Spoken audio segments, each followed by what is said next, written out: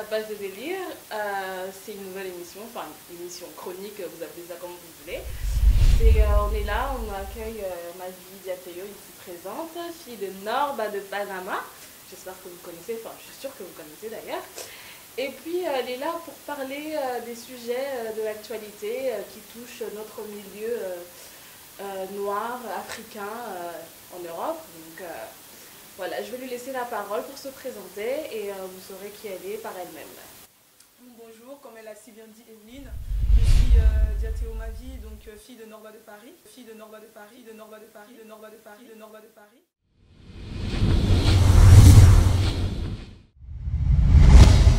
Son retour au Congo a fait prendre conscience sur plein de choses. Premièrement, il y a ce DVD qu'il a sorti récemment. Ce DVD, c'est le seul DVD que j'ai pu regarder de mon père, donc c'est écrit Retour à Brazzaville, de Norba de Paris. C'est le seul DVD que j'ai regardé.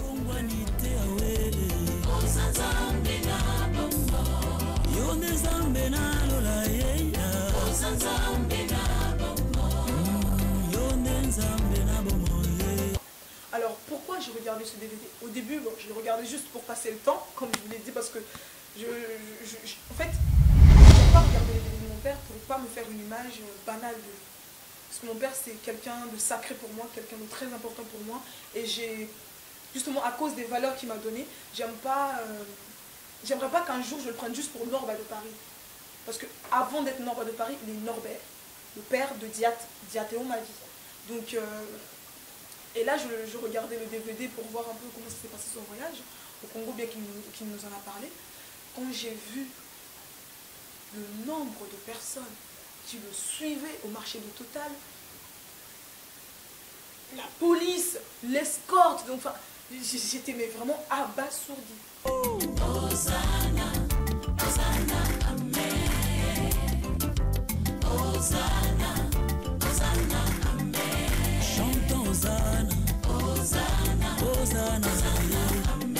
De génération à génération, Hosanna, Hosanna, Amen. À celui qui relève, Hosanna, qui pardonne. Ça m'a touchée. Je me suis dit, waouh, je suis fière de mon père. Parce qu'il part de la sapologie pour faire autre chose. À travers la sapologie, il veut passer des vrais messages. Et c'est même ça qui m'a donné envie de venir vous parler aujourd'hui, dans son émission même Tapage et délire, pour justement reconnaître cette partie où ces 30%, ces 40% de ces sapologues qui sont responsables de leurs actes et qui savent ce qu'ils font, qui ne font pas juste de la sapologie pour faire du buzz, mais qui font de la sapologie pour laisser une marque.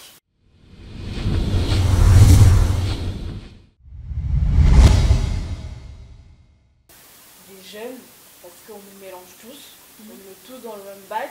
Il y a des jeunes musiciens, parce que lui il est musicien, parce que lui il est ceci, parce que lui il est cela, ben on est tous pareils, tous dans le même sac, ils vont pas à l'école, ils vont traîner à Châtelet, ils vont traîner à Gare du Nord, ils font rien de leur vie. Ben, je voudrais un peu que vous différenciez un peu, parce que tout le monde n'est pas pareil à ce que je comprends. Donc si vous pouvez un peu parler de ça.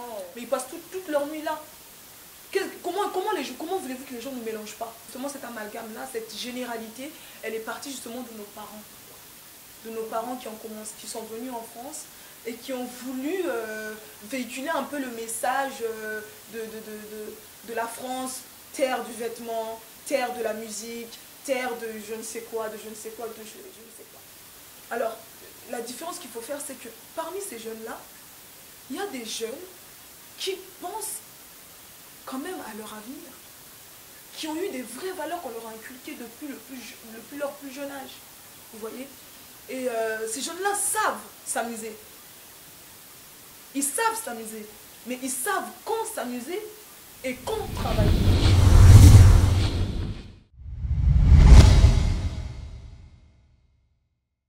Plein de sujets dont on va décortiquer, mais je pense qu'on va s'arrêter là pour aujourd'hui.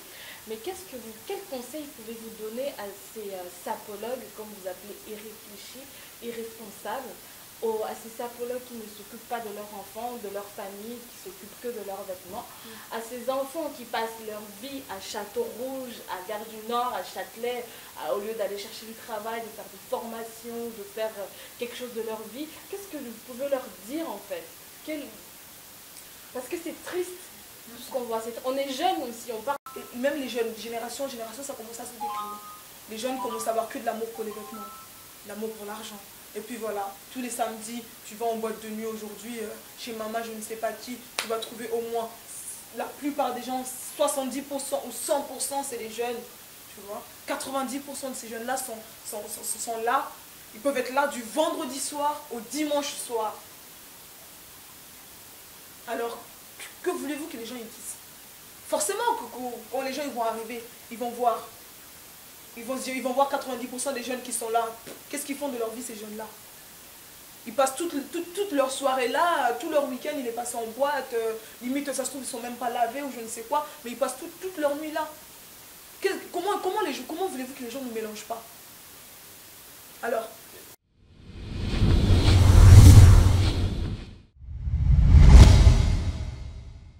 tu vas te mettre là, tu vas commencer à parler avec quelqu'un en Lingala à Château-Rouge, il va te prendre pour une jeune fille qui vient, je sais pas moi, qui fait le trottoir ou bon, je ne m'adresse pas à ces gens-là parce qu'il y en a qui le font par nécessité, par obligation, et il y en a d'autres qui le font juste parce qu'ils ne veulent pas aller chercher ailleurs. Enfin, bref, on ne veut pas rentrer dans ce sujet-là, mais je ne veux pas en fait être mélangée à ce genre de personnes. Tapage et délire, suivez cette émission, c'est le top du top. C'est comme l'autre fois, j'ai entendu une jeune qui me disait moi à Gare du Nord, c'est juste pour les correspondances. Limite, je me cache, je cours Voilà, pour pas être mélangée et je fais aux jeunes qui traînent à Gare du Nord. Je fais partie de ces gens-là. Je fais partie de ces gens-là. Moi, à Gare du Nord, limite même quand j'y mets les pieds, je me dis purée, ils doivent se dire que j'ai passé toute ma journée ici, quoi. Donc limite, je mets ma capuche, je me cache. Je fais vraiment alors je passe vraiment plus vite que la lumière, quoi. Parce que c'est catalogué, c'est des points qui sont catalogués. Et même à Château-Rouge, quand il y a quelqu'un qui va me parler en lingala ou machin, bon, ma foi, je m'exprime très bien en lingala, mais j'aurais plutôt tendance à lui répondre en français, là, ou dire non, j'entends pas du tout, je comprends pas ce que tu dis. Mais ça, c'est pas un rejet de ma culture. C'est juste, c'est le seul moyen que j'ai trouvé pour me différencier des autres. Pour créer mettre une certaine barrière. Parce que... Alors mon cuisant, je suis un producteur. Tchouf. À cause de vous, Rafa Bounzeki, il est mort pauvre. Inspiration, mes images, clips à bola. Se plaignent tout le temps, même aujourd'hui, même j'ai peur de faire mes démarches. J'ai peur de faire mes démarches. Par exemple, j'ai droit à la CMU. J'ai peur d'aller la demander, ma CMU. Parce que je vais arriver, la dame là, qui est au comptoir, elle va me dire à vous. Vous voyez ce que je veux dire? Elle répond tellement mal, ces gens-là. Ils vont me mettre tellement dans le même sac. Tellement. Et j'ai peur même de réclamer mes droits. J'ai honte de réclamer mes droits. Parce qu'il y a tellement de monde qui ont bousillé notre image. Pas que les Congolais, les Africains en général maintenant. Alors, on fait avec. J'essaye de trouver des moyens pour me différencier de ces jeunes.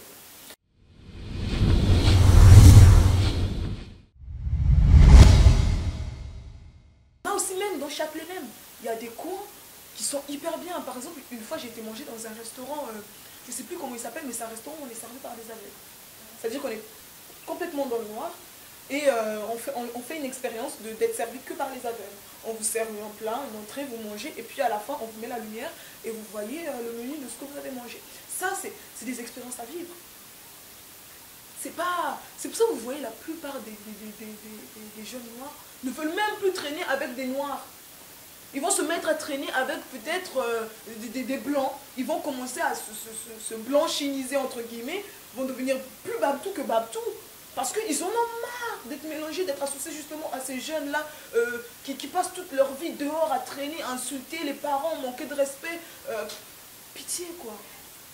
En fait, on copie ce qui nous arrange. Nous les Congolais, on copie ce qui nous arrange. Quand quelque chose nous semble bien, aller en copie. Mais dès que ça touche à notre culture à nous, on veut plus. On n'en veut plus, on commence à trouver ça un peu mal et tout. Et on n'arrive pas à faire cette différence-là. On a notre culture, on a la culture européenne aussi, occidentale. Il faut juste se trouver le juste milieu. Il ne faut pas tout copier de la culture occidentale. on est en Occident, on doit quand même s'accoutumer à certaines valeurs, à certaines choses, à certaines façons de faire, à certaines façons de vivre. Donc c'est ce qu'on appelle l'intégration. On doit s'intégrer, certes, mais dans l'intégration, il ne faut pas non plus, on ne vous dit pas tu t'intègres, tu oublies tout ce que tu as, enfin, toutes les valeurs que tu avais avant. Non, il faut juste savoir trouver le juste milieu.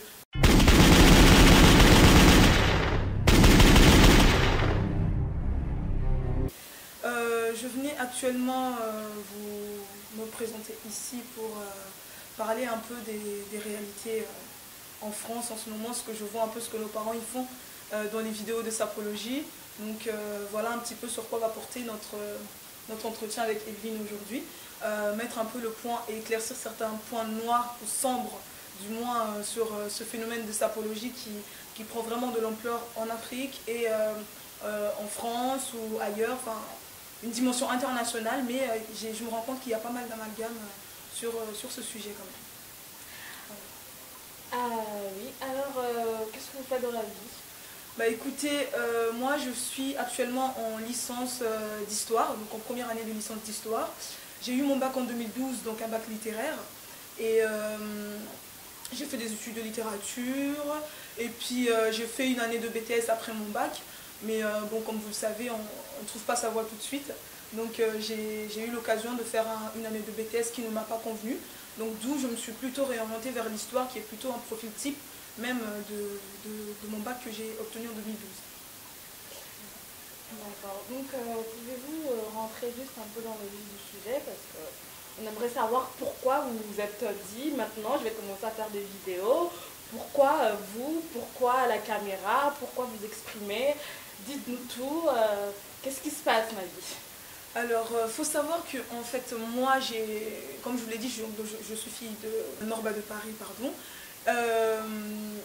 J'ai baigné dans cette culture un peu artistique, dans cette culture musicale, dans ce phénomène de musique, phénomène de sapologie. J'ai grandi dedans, j'ai vécu avec mon père depuis des années et des années.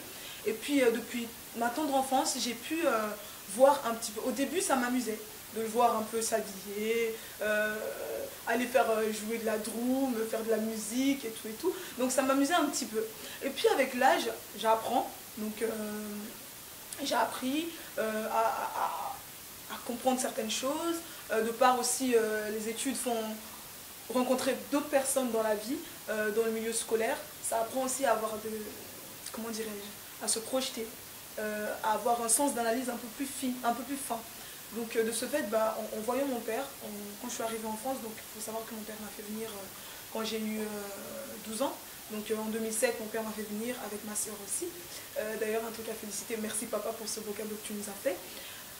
Quand je suis arrivée, j'ai vu un papa qui avait tout à fait changé, qui avait d'autres ambitions dans la vie, qui avait accentué son amour pour le vêtement, son amour pour la musique, pour l'écriture des textes et tout.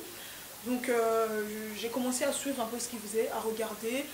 Les samedis, on était là, peut-être dans la maison, on regardait un peu les vidéos avec lui, les DVD, ce qui se passait. Au début, avant qu'il commence à passer dans les émissions, on rigolait un peu. On regardait les gens qui passaient les DVD et tout, on rigolait sur ça, on passait du bon temps. Et puis après, lui, à son tour, il est devenu vraiment, comment dirais-je, au devant de la scène, à travers son amour pour le vêtement. Et puis ça m'a donné aussi envie à moi de faire introspection dans ce que je voyais et de me dire mais ce phénomène de sapologie va hyper loin.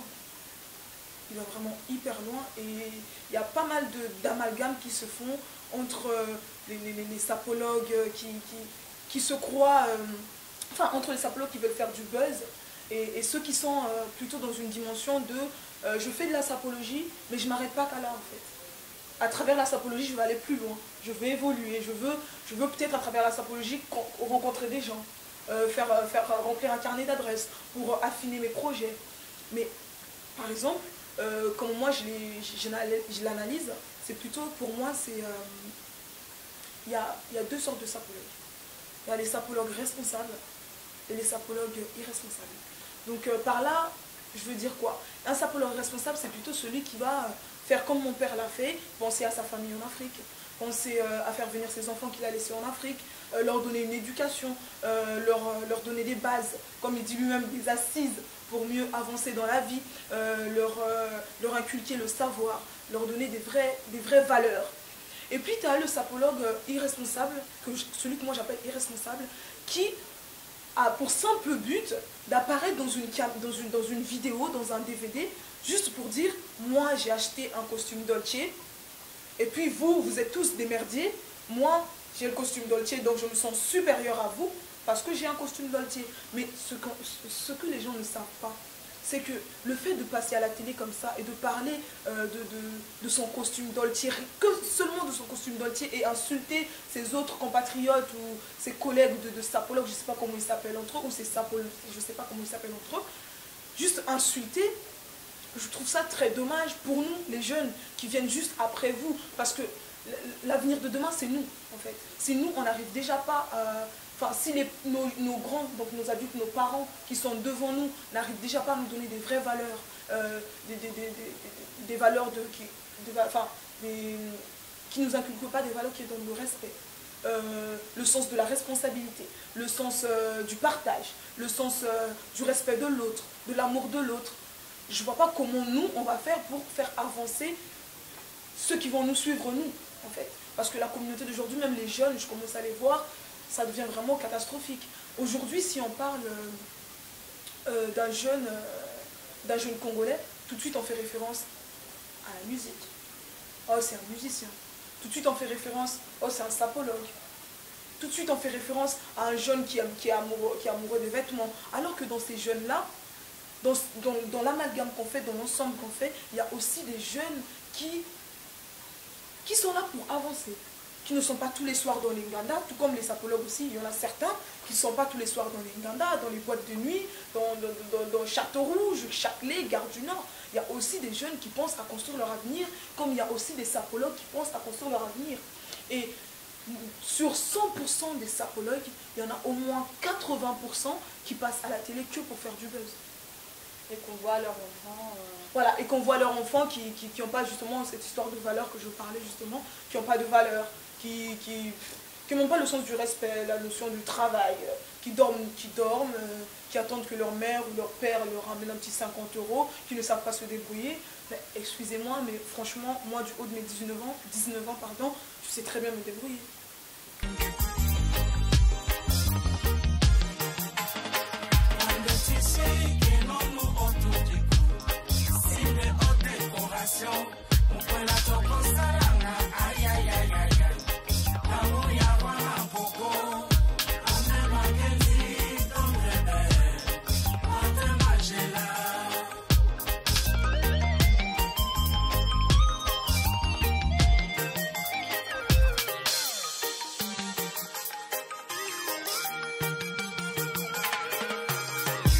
Makes me feel so good to dress this way.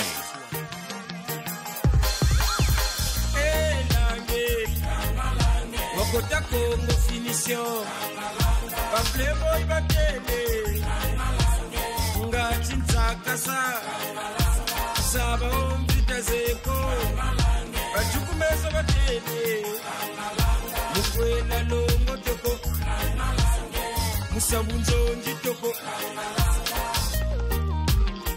It's our way of life and not just a dressing. Je suis très fière de moi. Justement, vous savez vous débrouiller parce que vous avez eu des bases, vous avez été guidé en fait. Exactement. Parce qu'il y a comme vous venez de le dire, il y a d'autres enfants dans leur maison, ils n'ont pas à manger, le frigo il est vide, mais il y a leur père qui s'achète des vêtements à 10 000 balles. Exactement. Alors pour justement rebondir sur votre analyse, c'est effectivement ça. Moi actuellement je n'habite plus chez mon père, je suis en résidence étudiante. Donc ce qui veut dire que j'ai eu des vraies bases. Au début quand mon père il a commencé à faire ces vidéos là, je l'ai trouvé un peu con. Vous voyez. Donc je disais mais attendez, mais il se croit où? C'est un clown ou c'est comment? Je disais mais attends, il veut faire comme tous ces gens là qu'on voit à la télé qui se mettent à insulter et tout. Et je trouvais ça très bas. Pour moi, voilà, je trouvais ça trop bas pour moi. Je disais mais attends, on n'est pas venu en France pour faire ça. Mais tellement il y a la notion du respect que je n'ai jamais osé lui dire ce que je ressentais réellement. Je me suis dit, bon, vu que je ne vais jamais réussir à lui parler sincèrement de ce que je pense de cet engouement de la sapologie, je dis, bon, bah, je vais plutôt regarder ce qu'il fait et sur quel angle il prend le phénomène de sapologie. Alors, jusqu'à récemment, avant qu'il aille au Congo, je regardais ni les vidéos de mon père, tous mes collègues, mes copines, mes copains et tout, me disaient oh là là, ton père, je l'ai vu, il a mis les costumes et tout, à beaucoup la kabilamba, le coup là-bas, cobaye, des trucs comme ça. Et moi ça m'énervait, ça m'énervait. Et puis on me voyait dans la rue, oh t'es la fille à Norba et tout. Oh là là, on voit le visage, on voit. Oui, c'est mon père. Mais mettez-vous bien dans la tête que mon père, dehors, c'est Norba de Paris. À la maison, il est Norbert. Comment il est avec vous dehors, c'est pas pareil qu'il est avec moi à la maison, en fait. À la maison, il est plus carré, il est plus strict, limite, voilà. Les valeurs de mon défunt grand-père, c'est ça qu'il essayait de nous inculquer, le travail, le respect, l'amour et puis l'ambition dans la vie et la volonté. Et c'est ça justement qui a fait qu'aujourd'hui je puisse en arriver là et que je puisse avoir des vrais projets pour mon avenir, parce que j'ai eu un père qui certes fait de la sapologie, mais qui sait faire la différence entre la vie privée et la vie sociale, donc extérieure. Il fait sa musique, il fait... Puis sa vie d'artiste, comme il voilà, dit. exactement. Et je tiens à le confirmer, c'est un artiste. On va faire une deuxième voix, parce que moi j'avais envie de refaire ça encore une deuxième fois. Quand encore la voix là, tu vois, comme ça j'en ai deux. Et je pourrais switcher entre les deux, tu vois, choisir les endroits, tu vois. Futa masumu wantoto wanza lufuta yo waluwiri ambeba plebo yengolosa ubasanse abapatana batieli bango mitambo na nzela po babomba lisolo ya forme ngelengenze. Il n'y a pas de problème, je vais essayer, mais sauf que bah, je voulais garder un petit peu pour la deuxième. Allez ngelengenze. Les dédicaces, tu les mets dans une autre piste. Ouais, d'accord, ok, mais je chante juste le lead quoi. Juste le lead. Après, je te donne une autre piste, tu mets les dédicaces. D'accord. C'est plus propre, hein. Comme ça ta voix a une dynamique, et tu reposes et puis tu pars avec ça. Ok, ça marche. Aprokot. Ale rongo tatsuka ale ngondo brr. Bwatu kutaka na gaka mpambuko. Ya jomi wadiga wayenda. Mule 29 mungonda ya ute. Nshatu kufukana gamu kushikatula sartebo. Italako sulumbe kuyindidi kwa. Hops. Pu. Brrr.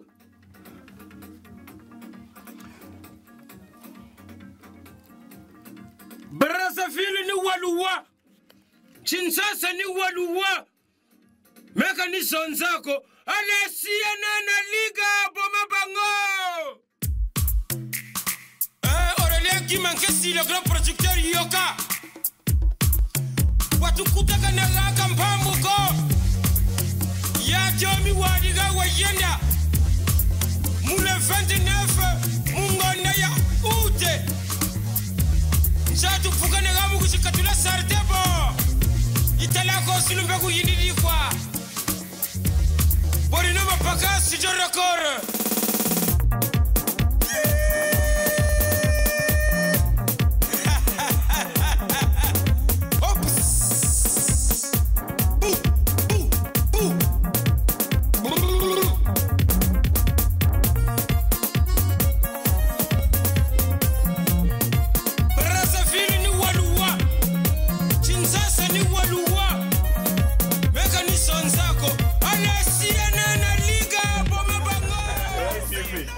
C'est un amoureux de la sape.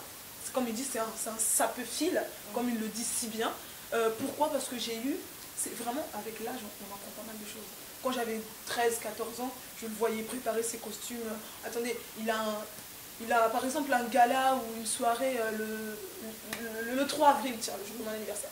Le 3 avril, il a une soirée, il va se mettre à préparer son costume, disant, allez, le 15 mars, il commence déjà à faire les calculs, regarder. Et pour déjà en arriver là, il faut vraiment avoir l'amour de ce qu'on est en train de faire. Et c'est ça en fait, avec le temps, quand j'ai grandi, j'ai commencé à comprendre, j'ai dit, ah oui, quand même, il est amoureux de ce qu'il fait.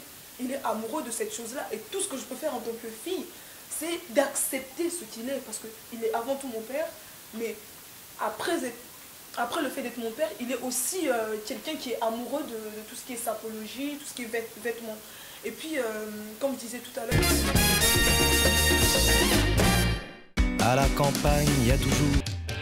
Monsieur Norba est un sapeur. Il dépense sans compter pour son apparence.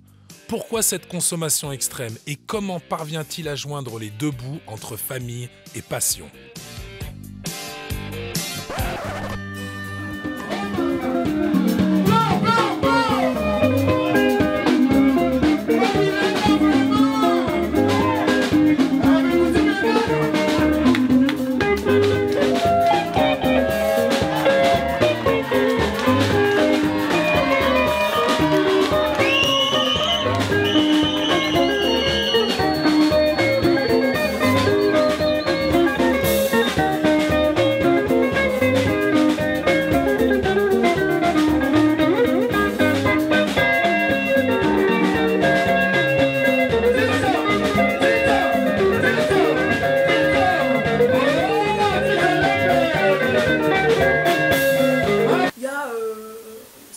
Ce DVD qu'il a sorti, c'est le seul DVD que j'ai pu regarder de mon père, donc c'est écrit Retour à Brazzaville, de Norba de Paris.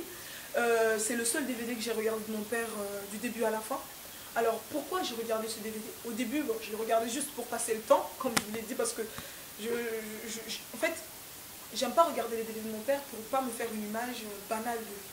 Parce que mon père, c'est quelqu'un de sacré pour moi, quelqu'un de très important pour moi. Et j'ai, justement à cause des valeurs qu'il m'a données, j'aimerais pas qu'un jour je le prenne juste pour Norba de Paris. Parce que avant d'être Norba de Paris, il est Norbert, le père de Diatéo Mavi. Donc, et là, je regardais le DVD pour voir un peu comment s'était passé son voyage au Congo, bien qu'il nous en a parlé.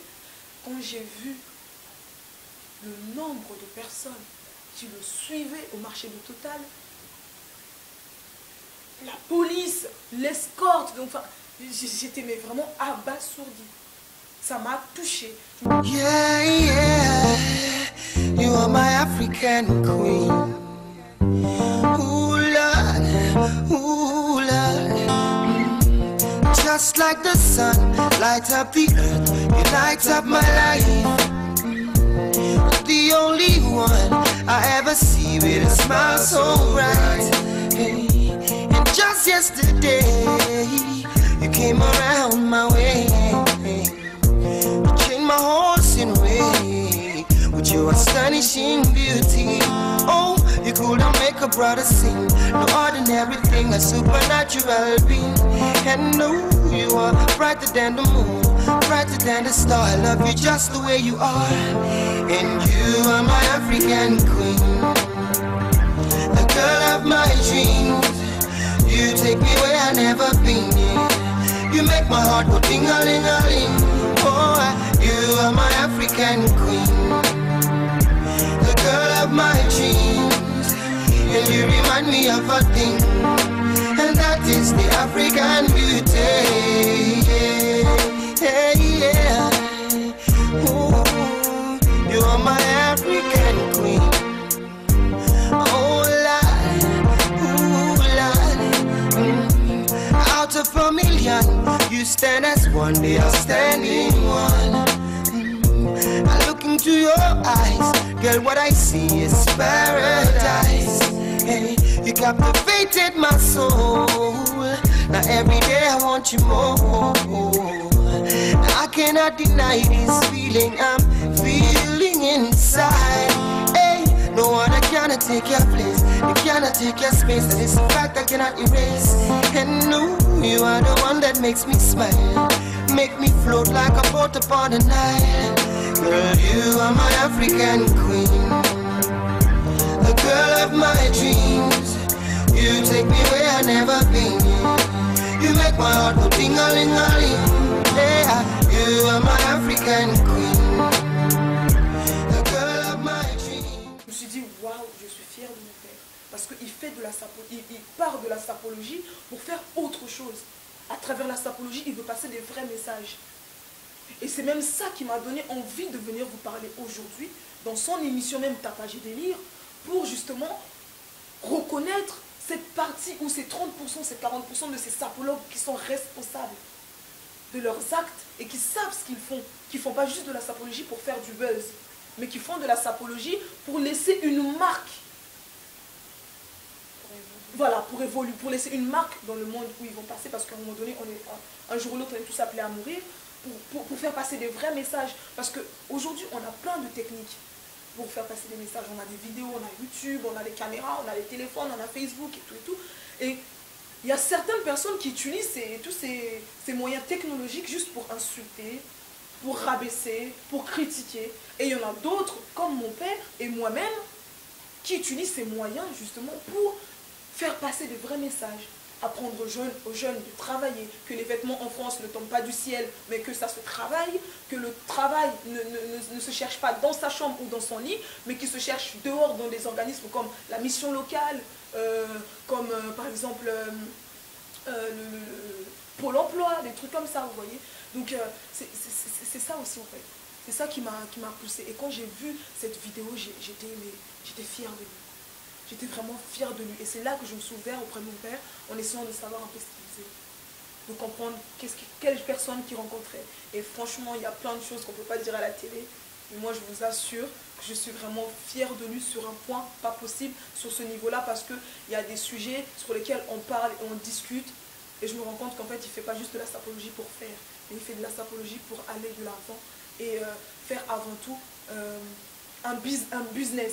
Faire de la sapologie un business, c'est comme un travail. En plus de ton travail personnel, tu as aussi une activité qui ne te permet pas seulement d'être anéanti, mais qui t'élève.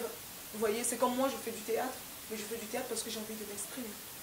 J'ai envie de faire partager mes émotions. Je fais aussi de la danse parce que j'ai envie de extérioriser ma colère. Ou on ne fait pas quelque chose juste pour faire. Quand on fait quelque chose, il faut qu'il y ait un but précis. On part d'un point A pour aller à un point B. Parce que tu ne peux pas quitter un point A juste pour aller comme ça, tu vas à B, C, D, allez hop, tu ne sais pas ce que tu fais. Mais ma foi, voilà. Et donc, c'est un peu ça. Vous, sapologue irresponsable, entre guillemets, c'est dommage parce que vous avez des enfants sûrement. Vous avez sûrement des petits frères et sœurs aussi au Congo. Vous avez des parents, mais je pense qu'il est temps de prendre conscience de la réalité, de la vie en général. Arrêtez de faire croire à nos grands frères, à nos grands cousins, à nos cousins qui sont restés au Congo, que la France c'est le paradis. Pitié. Donnez-leur la force d'évoluer là où ils sont déjà, en fait. Qu'ils évoluent déjà là où ils sont. Si au Congo, ton cousin ou ton enfant, il est maçon, mais apprends, renforce-le, encourage-le d'être déjà maçon là-bas. Comme ça, quand il viendra ici, s'il en a la possibilité, si Dieu le fait grâce, qu'il puisse déjà avoir des vraies bases. Parce que le vrai métier manuel, c'est là-bas qu'on apprend. Si vous avez un frère qui est menuisier, mais encouragez-le. Il travaille dans les champs, encouragez-le. Parce que l'avenir de demain, c'est eux.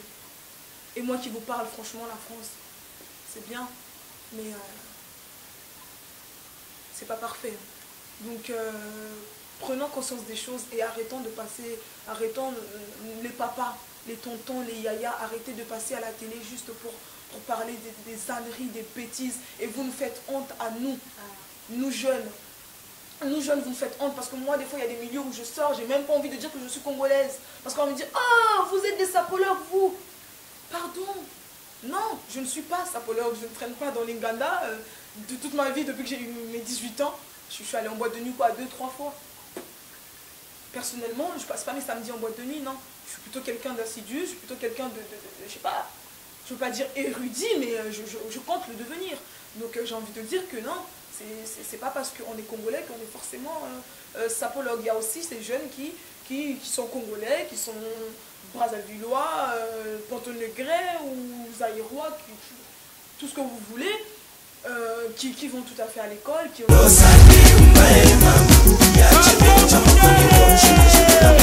fais rien sans que ta conscience te le demande. Car on ne traverse pas notre livre quand il est de faux. Sinon l'autre sera rassasié. Mais qui sont les pauvres? Les puissants.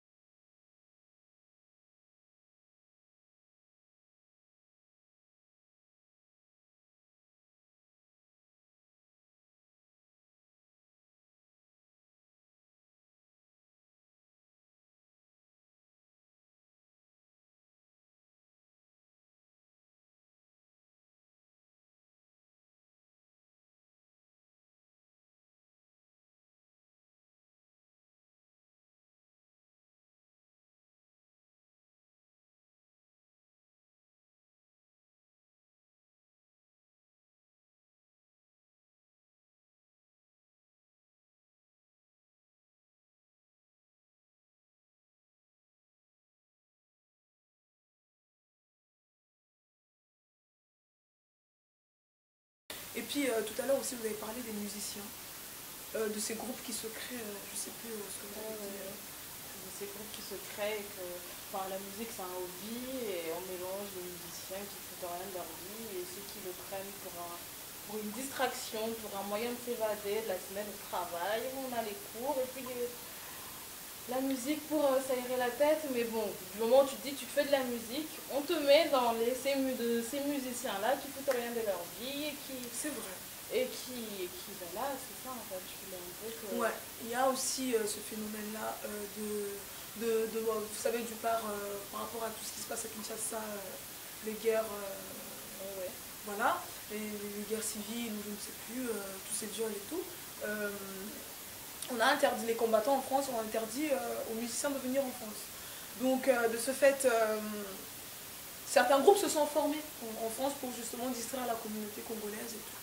Mais par contre, on a aussi fait l'amalgame sur les différents types de musiciens.